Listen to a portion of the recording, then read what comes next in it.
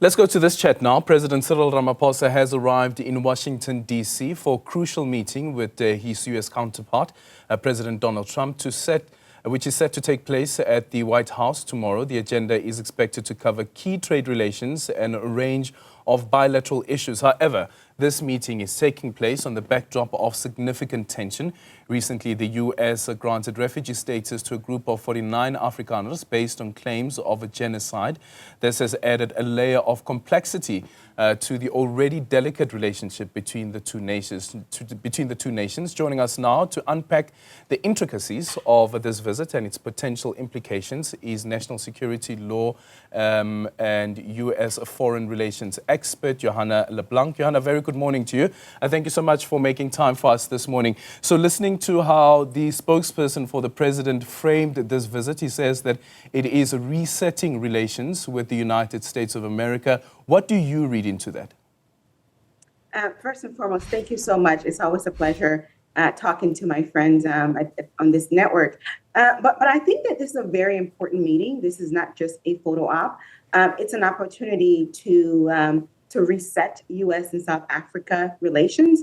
And I will say this, I don't think one meeting will be sufficient to reset the relationship because, as you know, there are a number of policy areas that the U.S. and South Africa just don't agree on. We're talking about the MTN and Iran ties. We're talking about South Africa's case before the ICJ against Israel. We're talking about the Afrikaners issue. And also we're talking about Starlink, where Mr. Musk wants to operate in South Africa, but because of the 30% local rule that he's not willing to adhere to, he's unable to do so. And as we know, this administration does not support any policy that promotes diversity and inclusion.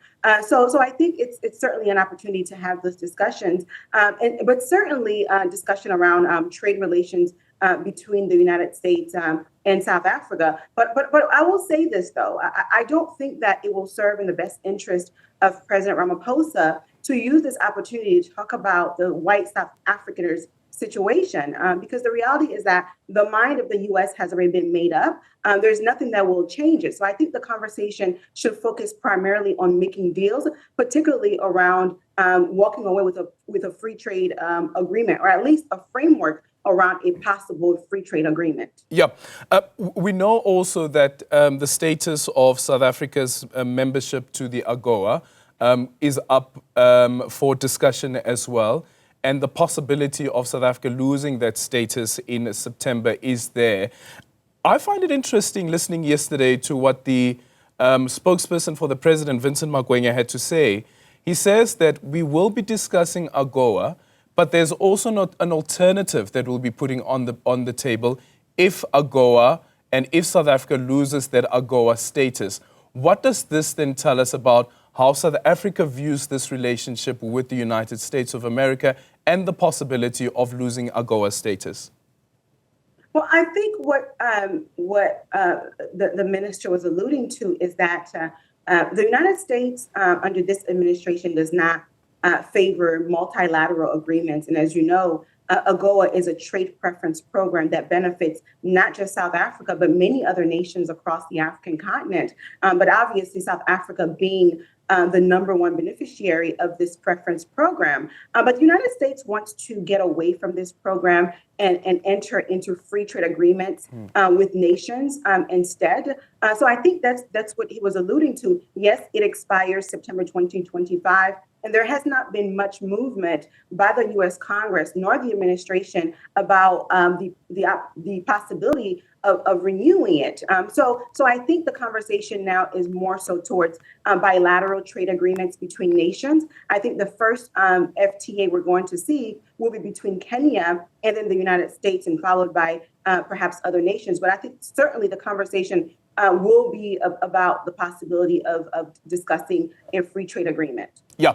And what about the tariffs that were first announced by President Donald Trump and later, of course, suspended for around 90 days? Do you think that that is something that could come up?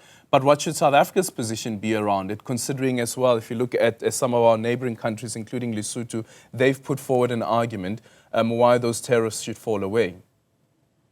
Absolutely. I think that it is an argument that is worth having with the administration to remove some of those tariffs, at the very minimum, to reduce the tariffs, because the reality is that it will be passed on to consumers, right?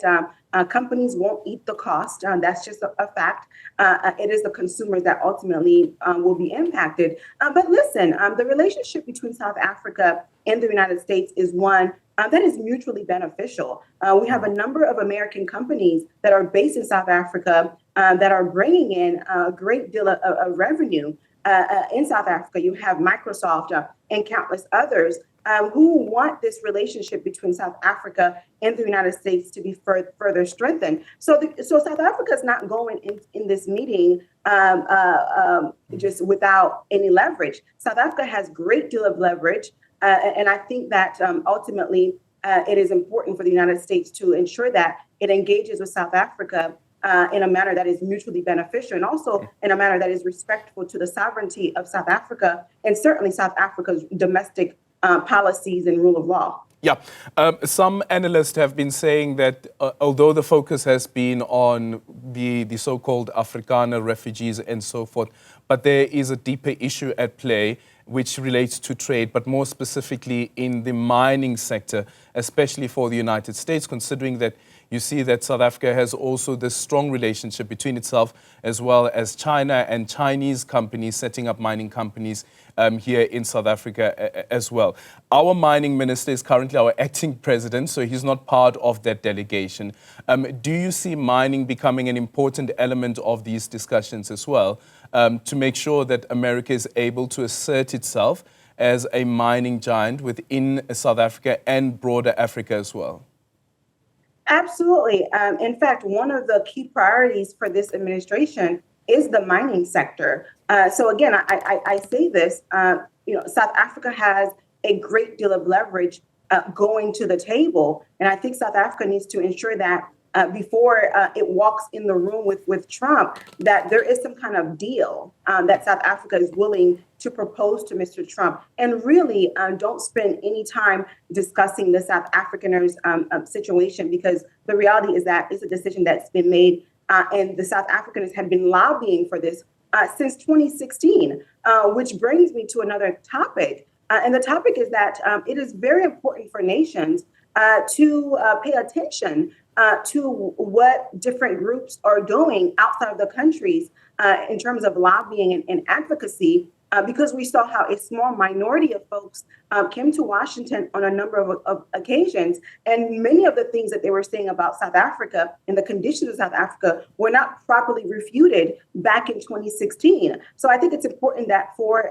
countries on the African continent, and certainly South Africa, to engage with a public relations firm to ensure that the image of the country is protected, because at any given moment, you just never know who might come to power, and the kind of rhetoric that is being spread around the world, and perhaps even lies that may be spread around the world, could potentially impact South Africa's relationship with other nations around the world. So I think it's a very important lesson for all countries to learn as we're witnessing what's happening with South Africa. Johanna, thank you so much for your time. That is Johanna Leblanc there, national security law and U.S. foreign relations expert. Thank you so much for making time for us. We're going to take a